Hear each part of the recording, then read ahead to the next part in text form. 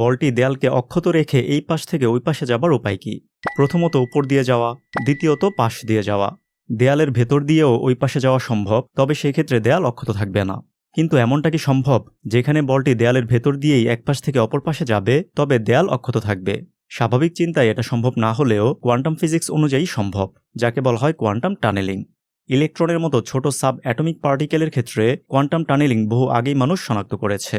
তবে Harry Potter মুভিতে দেখানো বড় বস্তুর টানেলিং বাস্তবে দেখা না গেলেও থিওরিটিক্যালি কিন্তু এমনটা সম্ভব।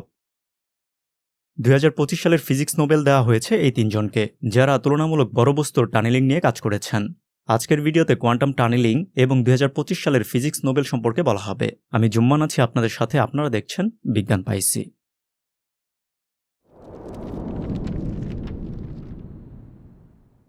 মনে করুন রুমের মধ্যে এই বস্তুটি রয়েছে। এখন বস্তুটি ঠিক কোথায় রয়েছে সেটা কিভাবে বলবো? এখন বিভিন্নভাবে এই বস্তুর অবস্থান বলা যায়, তবে নির্ভুলভাবে অবস্থান বলতে চাইলে মিনিমাম 3টি তথ্য দিতে হবে, এবং তা হচ্ছে এই দেয়াল থেকে কতটুকু দূরে, সেই সাথে এই দেয়াল থেকে কতটুকু দূরে এবং এই দেয়াল থেকে কতটুকু দূরে। এই 3টি তথ্যের মাধ্যমে বস্তুর অবস্থান সঠিকভাবে বলা সম্ভব হবে, এবং এই বিষয়টিকে আমরা এক্স, ওয়াই এবং জেড অক্ষের মাধ্যমে প্রকাশ করি। এটি হচ্ছে এক্স অক্ষ, এটি হচ্ছে ওয়াই অক্ষ এবং এটি হচ্ছে জেড অক্ষ। দৃশ্যমান সকল বস্তুর অবস্থানই এই 3টি অক্ষের মাধ্যমে, অর্থাৎ সাপেক্ষ বস্তুর সাহায্যে বলা সম্ভব। কিন্তু ইলেকট্রন, প্রোটন কিংবা নিউট্রনের মতো সাব অ্যাটমিক পার্টিকেলের ক্ষেত্রে এটা আবার সম্ভব নয়, এমনকি কোনোভাবেই তাদের সঠিক অবস্থান বলা সম্ভব নয়। এখন প্রশ্ন হচ্ছে, দৃশ্যমান সকল বস্তুই সাব অ্যাটমিক পার্টিকেল অর্থাৎ ইলেকট্রন, প্রোটন, নিউট্রন দিয়ে তৈরি। এখন দৃশ্যমান বস্তুর অবস্থান অক্ষের মাধ্যমে সঠিকভাবে বলা সম্ভব হলেও কেন বস্তুর মৌলিক কণা যা দিয়ে বস্তুটি তৈরি সেগুলোর সঠিক অবস্থান বলা সম্ভব নয়? আসলে দৃশ্যমান বড় বস্তুর আচরণ এবং সাব অ্যাটমিক পার্টিকেলের আচরণ সম্পূর্ণ ভিন্ন।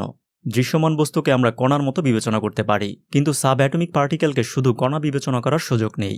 সাব অ্যাটমিক পার্টিকেল একই সাথে কণা আবার ওয়েভ, অর্থাৎ সাব অ্যাটমিক পার্টিকেলের এমন কিছু বৈশিষ্ট্য পরিলক্ষিত হয়েছে যা ওয়েবের সাথে মিলে যায়। একটি ঢেউ এমন যা অনেকটা স্থান জুড়ে অবস্থান করে, তেমনি সাব অ্যাটমিক পার্টিকেল বিভিন্ন স্থানে অবস্থান করতে পারে, অর্থাৎ একাধিক স্থান জুড়ে অবস্থান করতে পারে, যা সহজে বোঝা যায় ডাবল স্লিট এক্সপেরিমেন্ট বা দ্বিচির পরীক্ষার মাধ্যমে। পেছনে একটি দেয়াল এবং সামনে একটি দেয়াল, তবে সামনের দেয়ালে খুবই সরু 2টি ফাটল বা চির রয়েছে। এখন সামনের চিরযুক্ত দেয়াল দিয়ে যদি আমরা অসংখ্য ইলেকট্রন ছুঁড়ে মারি, তাহলে স্বাভাবিক চিন্তায় পেছনের দেয়ালে এমন ইফেক্ট পাওয়ার কথা, কিন্তু বাস্তবে পাওয়া যাবে এমন, অর্থাৎ এমন স্থানেও ইলেকট্রন পাওয়া যাবে যেখানে কোনোভাবেই ইলেকট্রনকে পাবার কথা নয়। এখন এখানে ইলেকট্রনকে যদি ওয়েবের মতো বিবেচনা করা হয়, তবে কিন্তু প্রাপ্ত ইফেক্টের সাথে হুবহু মিলে যায়। ডাবল স্লিট এক্সপেরিমেন্ট সহ বিভিন্ন এক্সপেরিমেন্টের মাধ্যমে এটা বর্তমানে স্পষ্ট যে সাব অ্যাটমিক পার্টিকেল ওয়েবের মতো আচরণ করতে পারে, এবং সাব অ্যাটমিক পার্টিকেলের ওয়েভ নেচারের মাধ্যমে পরমাণুতে ইলেকট্রনের অবস্থানও ব্যাখ্যা করা হয়, যাকে বলা হয় শ্রোডিঞ্জার ওয়েভ ইকুয়েশন। এখন আপনার মনে প্রশ্ন আসতে পারে, কোয়ান্টাম টানেলিংয়ের সাথে পরমাণুর আকৃতি এবং ওয়েভ ফাংশনের সম্পর্ক কী? এক্ষেত্রে হাইড্রোজেন পরমাণুর আকৃতির সাথে ওয়েভ ফাংশনের সম্পর্ক ব্যাখ্যা করলেই কোয়ান্টাম টানেলিংয়ের প্রাসঙ্গিকতা খুঁজে পাবেন। হাইড্রোজেন পরমাণুকে আমরা এভাবে দেখে অভ্যস্ত। এখন এই ইলেকট্রনের গ্রাউন্ড স্টেটের ওয়েভ ফাংশন থেকে পাওয়া গ্রাফ হচ্ছে এটি। গ্রাফের এই অক্ষ দ্বারা ইলেকট্রনকে পাবার সম্ভাবনা বা প্রবাবিলিটি, এবং এই অক্ষ দিয়ে কেন্দ্র থেকে কতটা দূরে ইলেকট্রনকে পাওয়া যাবে সেই দূরত্ব নির্দেশ করা হয়েছে। এখানে খেয়াল করুন, কোনো একটি নির্দিষ্ট স্থানে হাইড্রোজেনের ইলেকট্রন রয়েছে তা বলা যাচ্ছে না, এর বিপরীতে ইলেকট্রনটিকে কোথায় পাওয়া যাবে তার সম্ভাবনা বলা যাচ্ছে। কেন্দ্র থেকে দূরে যাবার সাথে সাথে ইলেকট্রন পাবার সম্ভাবনা বাড়ছে, এবং এই সম্ভাবনা একটি পর্যায়ে গিয়ে আবার কমের দিকে যাচ্ছে। এই জন্যই হাইড্রোজেন পরমাণুকে এইভাবে উপস্থাপনের পরিবর্তে এইভাবে উপস্থাপন করা সবচেয়ে বেশি যৌক্তিক, যেখানে ইলেকট্রনকে নির্দিষ্ট স্থানের পরিবর্তে যেখানে যেখানে ইলেকট্রন পাবার সম্ভাবনা রয়েছে সেই সকল স্থানগুলোতে একসাথে ইলেকট্রন রয়েছে এমনভাবে উপস্থাপন করা হয়, যাকে বলা হয় ইলেকট্রন প্রবাবিলিটি ক্লাউড। ইলেকট্রনে কতটা শক্তি রয়েছে তার উপর নির্ভর করে ইলেকট্রনকে যে স্থানে পাবার সম্ভাবনা তৈরি হবে সেই স্থানের শেপেও পরিবর্তন আসবে, এবং সেই শেপগুলো হচ্ছে এমন। এখন সাব অ্যাটমিক পার্টিকেলের ওয়েভ বৈশিষ্ট্যের সাথে কোয়ান্টাম টানেলিংয়ের প্রাসঙ্গিকতা সম্পর্কে বলা যাক।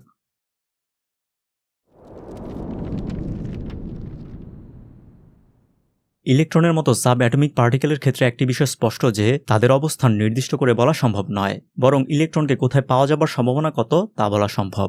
এবং যখনই আমরা ইলেকট্রনের অবস্থান নির্ণয় করতে যাব, অর্থাৎ ইলেকট্রনকে দেখতে চাইব, তখনই ইলেকট্রনের ওয়েভ বৈশিষ্ট্য ভেঙে যাবে, ফলাফল ইলেকট্রনকে একটি নির্দিষ্ট স্থানে ডিটেক্ট করা যাবে। এখন মনে করি একটি দেয়াল বা এনার্জি ব্যারিয়ারের এই পাশে একটি ইলেকট্রন রয়েছে।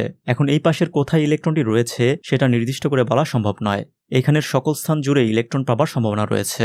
এমনকি দেয়ালের এই পাশেও ইলেকট্রনটিকে পাওয়া যেতে পারে। ইলেকট্রনের ওয়েভ ফাংশন এমনটাই নির্দেশ করে এবং বাস্তবে মাঝে মধ্যে এমনটা দেখাও যায়।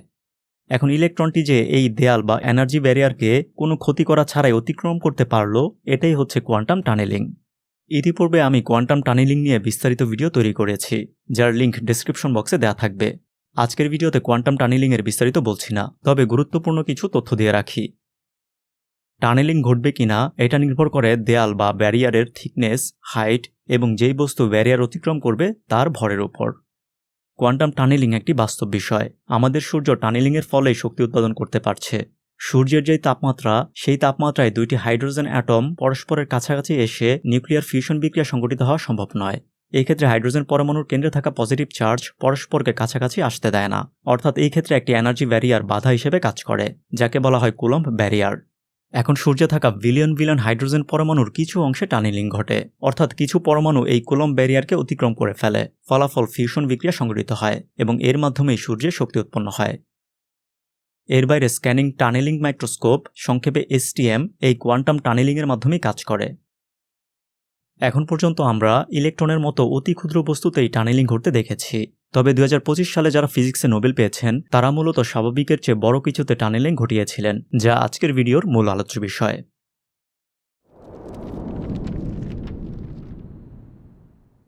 যে কোনো পরিবাহীকে যথেষ্ট ঠান্ডা করে একটি ক্রিটিক্যাল তাপমাত্রায় নিয়ে আসতে পারলে সেই পরিবাহীতে কোনো প্রকার রেজিস্ট্যান্স থাকে না, যাকে বলা হয় সুপার কন্ডাক্টিভিটি। 1911 সালে হাইকি সর্বপ্রথম এই বিষয়টি অবজার্ভ করেন। তিনি লক্ষ্য করেন মার্কিউরিকে 4 কেলভিন তাপমাত্রায় ঠান্ডা করতে পারলে মার্কিউরি সুপার কন্ডাক্টরে রূপান্তর হয়, অর্থাৎ এর মধ্য দিয়ে বিদ্যুৎ চালনা করলে ইলেকট্রন কোনো প্রকার বাধা ছাড়াই চলতে পারে। সাধারণ পরিবাহীতে ইলেকট্রন চলার সময় সেখানে কোনো অর্ডার বা শৃঙ্খলা থাকে না। এতে বিভিন্নভাবে ইলেকট্রন চলাচল বাধাগ্রস্ত হয় এবং এই রেজিস্ট্যান্সের ফলে পরিবাহী গরম হয়। এতে অবশ্য বিদ্যুৎ অপচয় হয়। কিন্তু পরিবাহীকে যথেষ্ট কম তাপমাত্রায় ঠান্ডা করা গেলে সেখানে ইলেকট্রন পারফেক্ট অর্ডারে চলাচল করবে, অর্থাৎ এই ক্ষেত্রে কোনো প্রকার রেজিস্ট্যান্স তৈরি হবে না এবং এই বিষয়টিকেই বলা হয় সুপার কন্ডাক্টিভিটি এবং পরিবাহীটিকে বলা হবে সুপার কন্ডাক্টর। এই সুপার কন্ডাক্টিভিটি জানার বহুদিন পর 1957 সালে VCS থিওরির মাধ্যমে সুপার কন্ডাক্টরের নতুন একটি বিষয় সামনে আসে, যাকে বলা হয় কুপার পেয়ার। VCS থিওরি অনুযায়ী সুপার কন্ডাক্টরে ইলেকট্রন একা একা থাকে না, বরং জোড়ায় জোড়ায় থাকে এবং একেই বলা হয় কুপার পেয়ার। এক্ষেত্রে কিন্তু দুইটি ইলেকট্রন একসাথে যুক্ত হয়ে যায় না। এর বিপরীতে একটি ইলেকট্রন সুপার কন্ডাক্টরের পরমাণুর বিন্যাসে যে বিকৃতি তৈরি করে তার প্রভাবে পাশের আরেকটি ইলেকট্রন প্রথম ইলেকট্রনের সাথে যুক্ত হয়ে যাবার মতো আচরণ করে। তামার তারে থাকা দুইটি পরমাণুর দূরত্ব সাধারণত 0.1 থেকে 0.4 ন্যানোমিটার হয়ে থাকে। এখন দুইটি পরমাণুর দূরত্ব এমন হলেও কিন্তু কুপার পেয়ারে থাকা দুইটি ইলেকট্রনের দূরত্ব এর চেয়ে বেশি হয়ে থাকে, যা মোটামুটি 100 ন্যানোমিটার, অর্থাৎ যথেষ্ট দূরের দুইটি ইলেকট্রন কুপার পেয়ার তৈরি করে। এখন এই কুপার পেয়ারের ক্ষেত্রে একটি চমৎকার বিষয় রয়েছে। ইলেকট্রনের স্পিন হচ্ছে হাফ, অর্থাৎ ইলেকট্রন ফার্মিয়ন ক্যাটাগরির এলিমেন্ট। ফলে দুইটি ইলেকট্রন একসাথে হলেও এদের স্পিন সবসময় অপোজিট হবে, অর্থাৎ একটি ইলেকট্রনের স্পিন আপ হলে অন্যটির হবে ডাউন, যা আমরা পরমাণুর ইলেকট্রন বিন্যাস পড়ার সময় জেনেছি। কিন্তু কুপার পেয়ারের ক্ষেত্রে ইলেকট্রন বোসনের মতো আচরণ করে, অর্থাৎ এই ক্ষেত্রে দুইটি ইলেকট্রন একই বৈশিষ্ট্যর হবে। ফলে একটি ইকুয়েশন দিয়েই দুইটি ইলেকট্রনকে এক্সপ্লেন করা যাবে।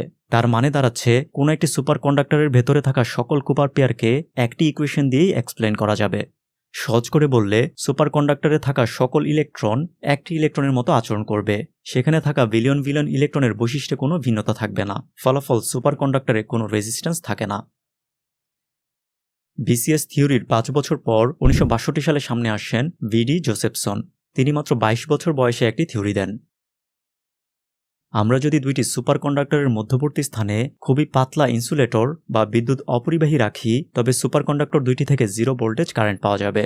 এখন এখানে খেয়াল করুন, দুইটি সুপার কন্ডাক্টরের মাঝখানে ইনসুলেটর থাকার পরেও বলা হচ্ছে এখান থেকে 0 ভোল্টেজ কারেন্ট পাওয়া যাবে। এখন প্রশ্ন হচ্ছে এটা কিভাবে? আসলে এই ক্ষেত্রে কোয়ান্টাম টানেলিং ঘটবে, অর্থাৎ এক পাশের সুপার কন্ডাক্টরে থাকা কুপার পেয়ার টানেলিংয়ের মাধ্যমে অপর পাশে যাবে।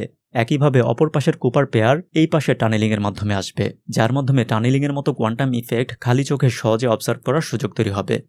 জোসেফসনের এই থিওরি বাস্তবে আসলেই কার্যকর কিনা তা জানার জন্য কিন্তু পরবর্তী প্রায় 2 যুগ সময় অপেক্ষা করতে হয়েছিল, এবং সেই কাজটি করেছিলেন এই 3 জন, ক্লার্ক, ডেভারে এবং মার্টিনেস, 1984 থেকে 1985 সালে, এবং এই কাজের জন্যই তারা 2025 সালে ফিজিক্সে নোবেল পেয়েছিলেন।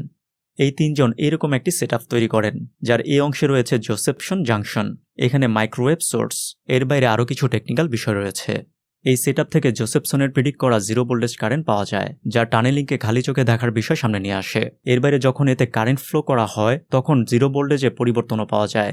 এর বাইরে যদি মাইক্রোওয়েভের মাধ্যমে এক্সটার্নাল এনার্জি দেওয়া হয় তবে কুপার পেয়ারের এনার্জি বৃদ্ধি পায় এবং সেই এনার্জি কোয়ান্টাইজড ফর্মে পাওয়া যায়, অর্থাৎ কন্টিনিউয়াসলি এনার্জি বৃদ্ধির পরিবর্তে এনার্জি ধাপে ধাপে বৃদ্ধি পায়। যেমন 1 থেকে 2, 2 থেকে 3, এখানে যেমন 1 এবং 2 কিংবা 2 এবং 3-এর মধ্যবর্তী সংখ্যা গণনায় আসছে না, এনার্জি কোয়ান্টাইজড বিষয়টিও সেমভাবে ঘটে, একটি নির্দিষ্ট পরিমাণে এনার্জি বৃদ্ধি পায় কিংবা কমে। এখন প্রশ্ন হচ্ছে এই এক্সপেরিমেন্ট থেকে প্রাপ্তি কি? প্রথমত, টানেলিংয়ের মতো কোয়ান্টাম ফেনোমেনা কন্ট্রোল ওয়েতে করা সম্ভব হয়। এর বাইরে আগে কোয়ান্টাম ইফেক্টগুলো শুধুমাত্র অতি ক্ষুদ্র কণা অর্থাৎ ইলেকট্রন, প্রোটন, নিউট্রন এসবে সীমাবদ্ধ ছিল। সেখানে জোসেফসন জাংশনের মাধ্যমে ইলেকট্রনের বিশাল কালেকশনে একসাথে টানেলিং ইফেক্ট ঘটানো সম্ভব হয়েছে, কারণ সুপার কন্ডাক্টরে থাকা সকল ফ্রি ইলেকট্রন যেহেতু একটি ইলেকট্রনের মতো আচরণ করে, সেহেতু সেখানে টানেলিং ঘটা মানে বড় স্কেলে টানেলিং ঘটা। এই আবিষ্কার বর্তমান তথ্য প্রযুক্তি, বিশেষ করে কোয়ান্টাম কম্পিউটারের জন্য খুবই গুরুত্বপূর্ণ। আলোচনার এই পর্যায়ে এসে আপনার মনে প্রশ্ন আসতে পারে, যার থিওরির উপর ভিত্তি করে এই তিনজন নোবেল পেলেন সেই ব্যক্তি অর্থাৎ জোসেফসনকে কেন নোবেল দেওয়া হলো না? আসলে জোসেফসনকে 1973 সালে তার জোসেফসন জাংশনের জন্য নোবেল পুরস্কার দেওয়া হয়েছিল।